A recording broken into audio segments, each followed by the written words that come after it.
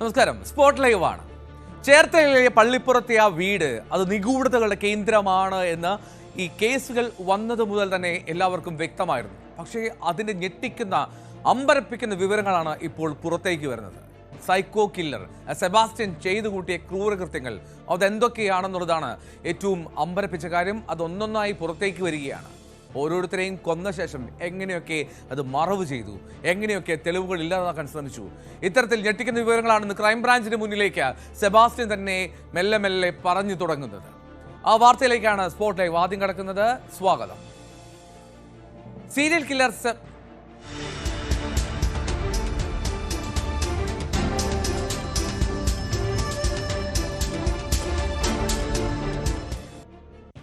Serial killer സെബാസ്റ്റ്യന്റെ ഞെട്ടിക്കുന്ന കൊലപാതക രീതികൾ ന്യൂസ് 18 പുറത്തുവിടുന്നു. കൊലപാതകങ്ങൾ എല്ലാം നടന്നത് പള്ളിപ്പുറത്തെ വീടിനുള്ളിലാണ്. തലക്കടിച്ചു കൊന്ന ശേഷം മൃതദേഹങ്ങൾ ചെറു കഷ്ണങ്ങളാക്കി മുറിക്കും. വിവിധയിടങ്ങളിൽ കുഴികളെടുത്ത് അവ മറവ് ചെയ്യും. 2 മാസത്തിന് ശേഷം കുഴികൾ തുറന്ന് അഴകിയ ആ മൃതദേഹങ്ങളുടെ എല്ലുകൾ പുറത്തേക്കെടുക്കും. അവശേഷിക്കുന്ന ശരീരഭാഗങ്ങൾ കൂട്ടിയിട്ട് കത്തിക്കും. എല്ലാം കുഴിച്ചിട്ടത് പള്ളിപ്പുറത്തെ വീട്ടുവളപ്പിലാണ്. 1 ഏക്കറോളം വരുന്നതാണ് ആ പുരയിടം. മൃതദേഹാവശിഷ്ടങ്ങൾ തണ്ണീർമുക്കം ബണ്ടിൽ ഉപേക്ഷിച്ചതായും വിവരമുണ്ട്. 2004 മുതൽ വീട് ഉപയോഗിക്കുന്നത് സെബാസ്റ്റ്യൻ മാത്രമാണെന്ന് സഹോദരൻ അന്വേഷണ സംഘത്തിന് മൊഴി നൽകിയിട്ടുണ്ട്. കൊലപാതകങ്ങൾ നടത്തിയതിൽ പ്രതിക്ക് ഒരു മനസ്താപവുമില്ല എന്ന് ക്രൈംബ്രാഞ്ച് വ്യക്തമാക്കി.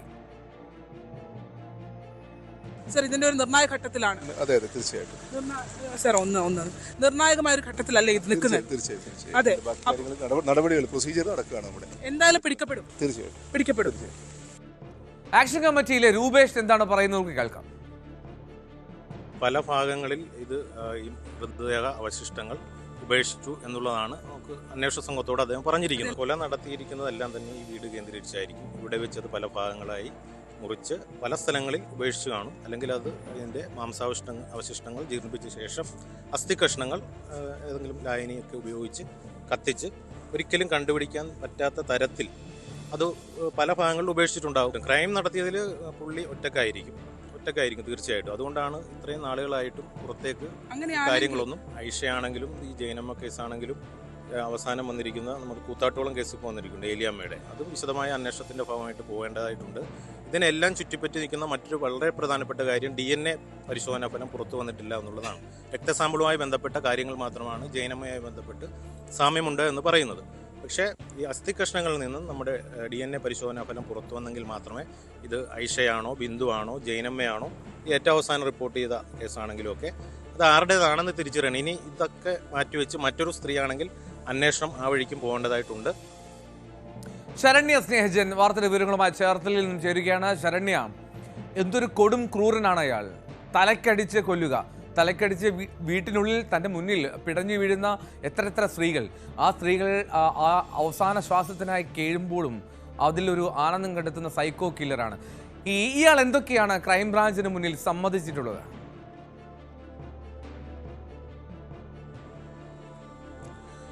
എൽദോ, തീർച്ചയായും വളരെ ക്രൂരനായ ഒരു വ്യക്തി എന്ന് തന്നെ നമുക്ക് പറയാം. അയാളുടെ മാനസിക നില തന്നെ ആ രീതിയിൽ ക്രമീകരിക്കപ്പെട്ടിരിക്കുന്നു എന്നുള്ളതാണ്. അയാൾ ചെയ്ത കാര്യങ്ങളിൽ ഒന്നും തന്നെ അയാൾക്ക് ഒരു ഇടങ്ങളിൽ പോലും കുറ്റബോധമില്ല എന്നുള്ളതാണ്.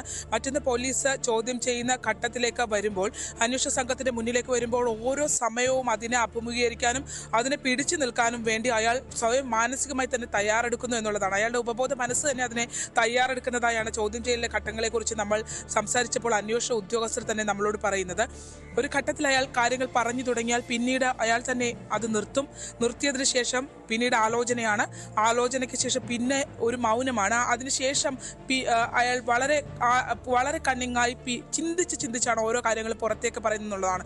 അന്വേഷണ സംഘം പല വഴിക്ക് അയാൾ ബ്രേക്ക് ചെയ്യാനായി ശ്രമിക്കുന്നുണ്ട്. ഹിപ്നോട്ടിസ് ചെയ്യാൻ ശ്രമിക്കുന്ന ഘട്ടത്തിൽ കണ്ണടയ്ക്കാൻ പറയുമ്പോൾ ഇയാൾ കണ്ണടയ്ക്കുന്നുണ്ടെങ്കിലും കൈകൊണ്ട് തുടയിൽ തട്ടി അയാളുടെ ഉപബോധ മനസ്സിനെ ഉണർത്തിക്കൊണ്ടേയിരിക്കുന്നു എന്നുള്ളതാണ്. ആ രീതിയിൽ വളരെ സൈക്കോളജിക്കലായി പോലും അപ്രോച്ച് ചെയ്തിട്ടും അയാളിൽ നിന്നും കാര്യങ്ങൾ തേടുക എന്നത് ഏറ്റവും ശ്രമകരമാണ്. അത് അന്വേഷണ സംഘം ഇപ്പോൾ ചെയ്തുകൊണ്ടിരിക്കുകയാണ്. ഏത് വിധേനയും ഇയാൾ നിന്ന് കാര്യങ്ങൾ എടുക്കുക എന്നുള്ളത് അവർ ചെയ്യുന്നുണ്ട്. അതിൻ്റെ ഒരു ഇപ്പോൾ പ്രത്യക്ഷ അത് സക്സസ്ഫുൾ ആയി വരുന്നത് കൊണ്ട് തന്നെയാണ് ഇന്നിപ്പോൾ തെളിവെടുപ്പ് എന്നൊരു ഘട്ടത്തിലേക്ക് പള്ളിപ്പുറത്തെ വീട്ടിലേക്ക് എത്തിയിട്ടുള്ളത്. നമ്മൾ ഈ കാണുന്ന ഈ നീണ്ട വഴികൾക്കൊടുവിലാണ് ആ പള്ളിപ്പുറത്തെ വീടിനകത്തേക്ക്, സെബാസ്റ്റ്യന്റെ വീടിനകത്തേക്ക് കയറാൻ കഴിയുക. നേരത്തെ തന്നെ നമ്മൾ കണ്ടിട്ടുണ്ട്, വളരെ വിശാലമായ പുരയിടം, നിറയെ കാട് പിടിച്ച ഇടങ്ങൾ. ഈ വീട് ആണ് ഈ സ്ത്രീകളുടെ ഏറ്റവും ഒടുവിൽ ആ ചോദ്യങ്ങൾക്ക് ഉത്തരം കണ്ടെത്തിയിരിക്കുന്നു എന്നുള്ളതാണ്. സെബാസ്റ്റ്യനെ ഇപ്പോൾ മറ്റ് തെളിവെടുപ്പ് അടക്കമുള്ള കാര്യങ്ങൾക്കായി അയാളെ പുറത്തേക്ക് കൊണ്ടുവന്നിട്ടുണ്ട്. ആ ദൃശ്യങ്ങൾ ഒന്ന് നമുക്ക് ആ ദൃശ്യങ്ങളിലേക്ക് കൂടി നമുക്കൊന്ന് പോകാം. എന്തായാലും സെബാസ്റ്റ്യൻ ഈ രീതിയിൽ പള്ളിപ്പുറത്തെ ആ കാണുന്ന വീടിൻ്റെ പിൻഭാഗത്തായിട്ട് ആകും ഒരുപക്ഷെ ഇതൊക്കെ ഡിസ്പോസ് ചെയ്തിട്ടുള്ളത് എന്നുള്ള ഒരു നിഗമനത്തിലേക്ക് വരുന്നുണ്ട്. അന്വേഷണ സംഘം അയാളെ ആ വീടിനകത്തേക്ക് പ്രവേശിപ്പിക്കുന്നതിന് വേണ്ടിയുള്ള കാര്യങ്ങൾ ഇപ്പോൾ ചെയ്ത് തുടങ്ങിയിട്ടുണ്ട് എന്നുള്ളതാണ്. എന്തായാലും നമ്മൾ ദൃശ്യങ്ങൾ കാണുന്ന ഈ പള്ളിപ്പുറത്തെ ഈ വീട് കേന്ദ്രീകരിച്ചായിരുന്നു പല കാര്യങ്ങളും നടന്നിട്ടുള്ളത് എന്നുള്ളതാണ്. സെബാസ്റ്റ്യനെ അകത്തേക്ക് വീടിന്റെ പിൻഭാഗത്ത് അടുക്കള ഭാഗത്തേക്കൊക്കെ കൊണ്ടുപോവുകയാണ്. അവിടെ മറ്റ് തെളിവെടുപ്പടക്കമുള്ള കാര്യങ്ങളിലേക്ക് എൽദോ നീങ്ങുകയാണ്. റൈറ്റ് ശരണ്യ, എന്തായാലും നമുക്ക് അവിടേക്ക് ദൃശ്യങ്ങൾ എടുക്കാനുള്ള ഒരു അനുമതിയൊക്കെ ഉണ്ടോ? നമുക്ക് അങ്ങോട്ട് പോകാൻ സാധിക്കുന്നതാണോ?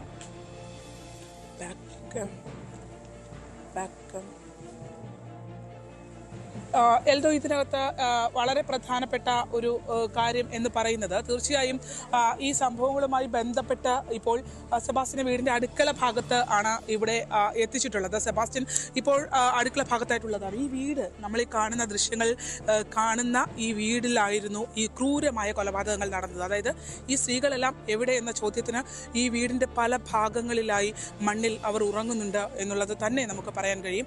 അന്വേഷണ ഉദ്യോഗസ്ഥരിൽ നിന്നും നമുക്ക് ലഭ്യമായ വിവരത്തിന്റെ അടിസ്ഥാനത്തിൽ ന്യൂസ് 18 പുറത്തുവിടുകയാണ്. ഏറ്റവും ക്രൂരമായ രീതിയിലുള്ള കൊലപാതകമായിരുന്നു ഇവിടെ നടന്നത് എന്നുള്ളതാണ്. അയാളെ വിശ്വസിച്ച്, അയാളെ സ്നേഹിച്ച് ഇവിടേക്ക് എത്തിയ ആ സ്ത്രീകൾ ഓരോരുത്തരും തന്നെ കൊല ചെയ്യപ്പെട്ടു എന്നുള്ളതാണ്.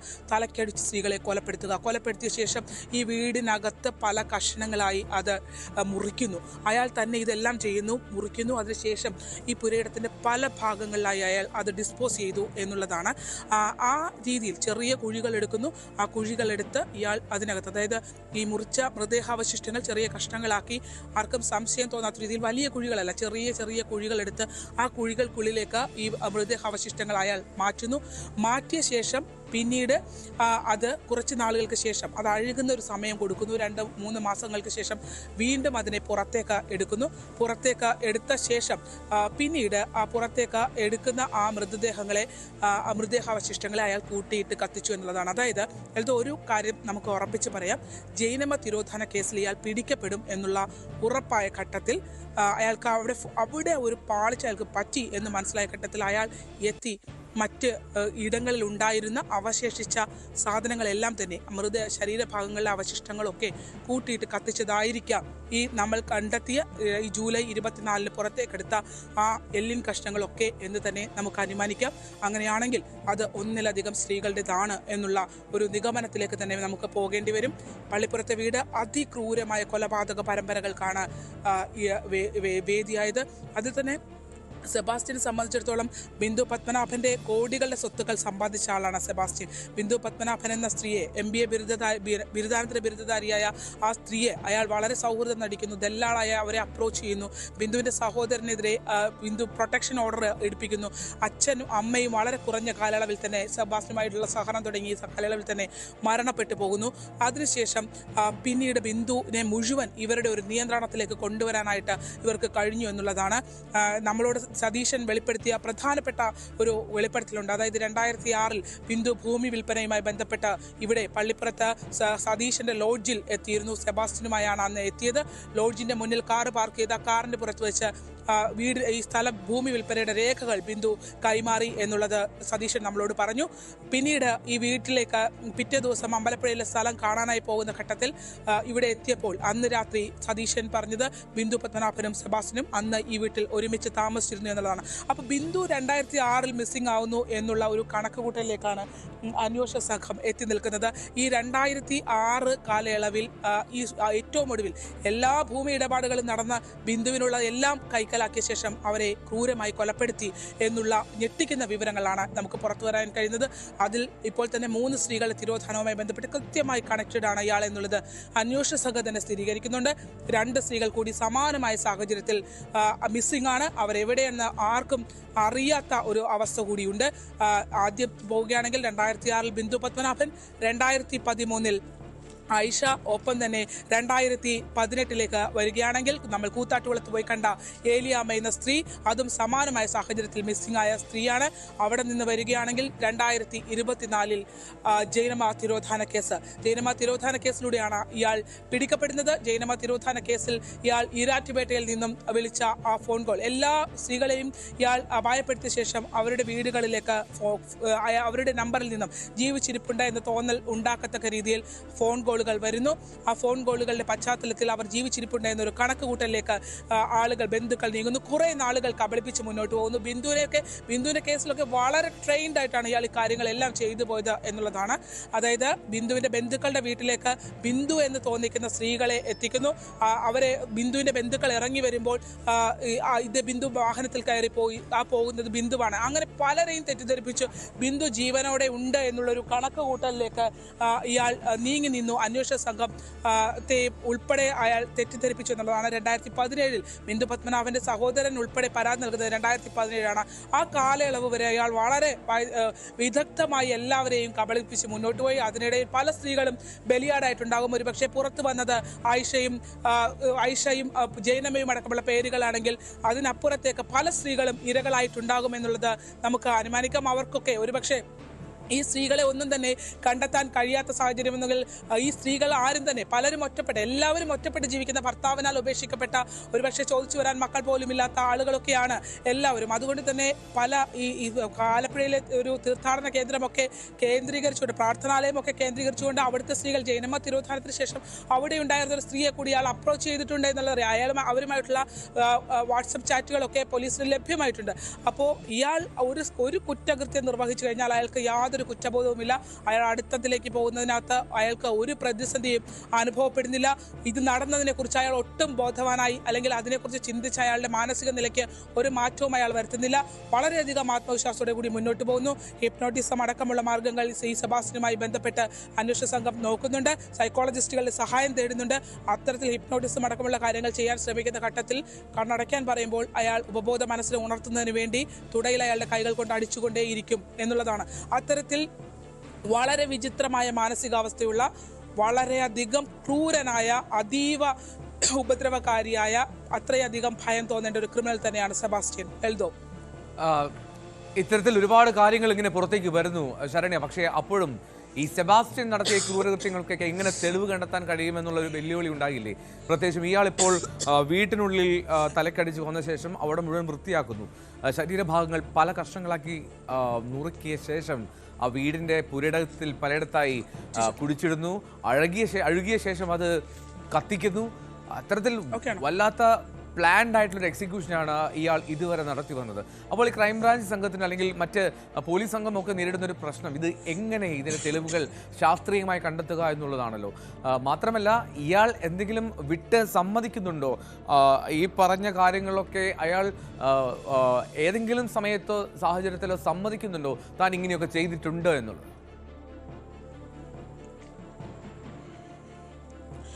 കുറ്റസമ്മത മൊഴി സെബാസ്റ്റ്യൻ നൽകി കഴിഞ്ഞിട്ടുണ്ട്. ജൈനമ തിരോധാന കേസുമായി ബന്ധപ്പെട്ട അന്വേഷണ സംഘം ഇയാളെ ചോദ്യം ചെയ്യുന്ന ഘട്ടത്തിൽ തന്നെ ബിന്ദു പത്മനാഭനെ കൊലപ്പെടുത്തി എന്നുള്ള കാര്യം അയാൾ സമ്മതിച്ചു. വിശദമായ ഒരു കുറ്റസമ്മത മൊഴി തന്നെയാണ് പോലീസ് രേഖപ്പെടുത്തിയിട്ടുള്ളത്. അത് അവർ കോടതിയിൽ ആ കുറ്റസമ്മത മൊഴി അടക്കമുള്ള കാര്യങ്ങൾ നൽകിയിട്ടുണ്ട്. അതിനുശേഷമാണ് മറ്റ് കസ്റ്റഡിയിലേക്ക് വാങ്ങുന്നതിന് വേണ്ടിയുള്ള 302 അടക്കമുള്ള വകുപ്പുകൾ ഇട്ട് ഏറ്റുമാനൂർ കോടതിയുടെ അണ്ടറിൽ റിമാൻഡിലുണ്ടായിരുന്ന സെബാസ്റ്റ്യനെ ആലപ്പുഴയിലെ അന്വേഷണ സംഘം ഒഫീഷ്യലായി ഈ 302 അടക്കമുള്ള കൊലപാതക കുറ്റത്തിന് വകുപ്പ് ചുമത്തിക്കൊണ്ട് അയാളുടെ ഫോർമൽ അറസ്റ്റ് അവർ രേഖപ്പെടുത്തി. വിയൂർ സെൻട്രൽ ജയിലിലായിരുന്നു ഉണ്ടായിരുന്നത്. ഇയാളുടെ ആരോഗ്യ പ്രശ്നം ചൂണ്ടിക്കാട്ടി ഇയാൾ വിയൂറിലേക്ക് പോയിരുന്നു. അതിനുശേഷം പിന്നീട് ആണ് ഇയാളുടെ അറസ്റ്റ് രേഖപ്പെടുത്തിയതിനു ശേഷമാണ് പിന്നീട് ഈ രീതിയിൽ ഇപ്പോൾ പുതിയൊരു കാര്യത്തിലേക്ക് കടന്നിരിക്കുന്നത്. പക്ഷേ കൃത്യമായി അവർക്കൊരു കോൺഫിഡൻസ് ഉണ്ട്. അവരെ രേഖകൾ അവർ ദീർഘകാലമായി നമുക്കറിയാം 2017 അന്വേഷണ സംഘം ഈ കേസ് ഒതുക്കിയത് കൊണ്ടാണ് ഈ കേസ് ഇത്രയധികം സ്ത്രീകളുടെ തിരോധാനത്തിലേക്കൊക്കെ പോയത്. പക്ഷേ ഇപ്പോൾ ഒരു മികച്ചൊരു ടീം ഇതിനെ അന്വേഷിക്കുന്നുണ്ട് എന്നുള്ളതാണ്. അത് അതിൽ നമുക്ക് കോട്ടയത്തെ സാജൻ സേവൻ നേതൃത്വത്തിലുള്ള സംഘമാണെങ്കിലും ഗിരീഷ് പി സാരഥി അടക്കമുള്ള ക്രൈംബ്രാഞ്ച് SP, കോട്ടയം SP അടക്കമുള്ള ടീം ആലപ്പുഴയിലേക്ക് വരികയാണെങ്കിൽ നമ്മൾ SP മോഹനചന്ദ്രൻ, ഒപ്പം ക്രൈംബ്രാഞ്ച് SP ഷൗക്കത്ത് അലി, ഒപ്പം ഇപ്പോൾ കേസ് അന്വേഷിക്കുന്ന അന്വേഷണ ഉദ്യോഗസ്ഥരായ CI ഹേമന്ത് അടക്കമുള്ള ബിജു അടക്കമുള്ള ആൾക്കാർ അവർ വളരെ കെയർഫുൾ ആയിട്ടാണ് ഇപ്പോൾ ഈ കേസ് മുന്നോട്ട് പോയിക്കൊണ്ടിരിക്കുന്നത്. ഇവർ സെബാസ്റ്റ്യൻ ഏറെക്കുറെ ഇവർക്ക് അറിയാം, ഇവർ പ്രഡിക്റ്റ് ചെയ്യുന്നതിനപ്പുറത്തേക്ക് അയാൾ കാര്യങ്ങൾ ചെയ്യുന്ന അല്ലെങ്കിൽ കാര്യങ്ങളെ ട്വിസ്റ്റ് ചെയ്യുന്ന ഒരാളാണെന്നുള്ളത് അറിയാം. അവർ ആ രീതിയിൽ മനസ്സിലാക്കിക്കൊണ്ട് തന്നെയാണ് നോക്കുന്നത്. എന്നാലും മൃതദേഹാവശിഷ്ടങ്ങൾ ഇവിടെ തണ്ണീർമുക്കം ബണ്ടടക്കമുള്ള ഇടങ്ങളിലേക്കൊക്കെ ഡിസ്പോസ് ചെയ്തിട്ടുണ്ടെന്ന് പറയുന്നത്. തണ്ണീർമുക്കം ബണ്ടിലും ഇന്ന് തെളിവെടുപ്പുണ്ട്. എന്തായാലും ഈ വീടിന്റെ പല ഭാഗങ്ങളായി ഡിസ്പോസ് ചെയ്ത സാധനമാണ് ഈ ജൈനമ്മ തിരോധാന കേസോടുകൂടി എടുത്ത് കൂട്ടിയിട്ട് കത്തിച്ചത് എന്നുള്ള നിഗമനമാണ്. പള്ളിപ്പുറത്തെ വീട് തന്നെയായിരുന്നു ആ കൊലയുടെ പ്രധാന കേന്ദ്രം. അതിൽ തന്നെ സെബാസ്റ്റ്യനും സ്ത്രീകളുമൊക്കെയായി ബന്ധമുണ്ട് എന്നുള്ളതൊക്കെ എല്ലാവർക്കും അറിയാമെങ്കിലും കൊലപാതക സമയത്ത് അയാൾ ഒറ്റയ്ക്കാണ്. കൊലപ്പെടുത്തുന്നത് എന്നാണെന്നോ മരിച്ചതെന്നാണെന്നോ എങ്ങനെ കൊന്നു എന്നൊന്നും ഒരിക്കലും ആരോടും അയാൾ ഷെയർ ചെയ്തിട്ടില്ല. അതുകൊണ്ട് തന്നെയാണ് അയാൾക്ക് ഇത്രയും കാലം ആ കേസ് രണ്ടാമതൊരു ചെവി അറിയാതെയാണ് ഈ കാര്യങ്ങളൊക്കെ. ഈ സ്ത്രീകളൊക്കെ മരിച്ചു എന്ന് ഇയാളുമായി അടുത്തിടപഴകി നിൽക്കുന്ന എല്ലാവർക്കും അറിയാം. പക്ഷേ അത് എങ്ങനെയാണ് എന്നുള്ളത് സംബന്ധിച്ച് അയാൾ ആരോടും പറഞ്ഞിട്ടില്ല. ആ പറയാത്തത് കൊണ്ടാണ് അയാൾക്ക് ഇത്രയും നാളും രക്ഷപ്പെട്ടു പോകാൻ കഴിഞ്ഞത്. എൽദോ റൈറ്റ്. ശരണ്യ സ്നേഹജനാണ് വിവരങ്ങൾ നൽകിയത്. ഞെട്ടിക്കുന്ന വിവരങ്ങളാണ് ഓരോ നിമിഷവും ആ പള്ളിപ്പുറത്തെ വീടിന് ചുറ്റുപാട് നിന്നും പുറത്തേക്ക് വരുന്നത്.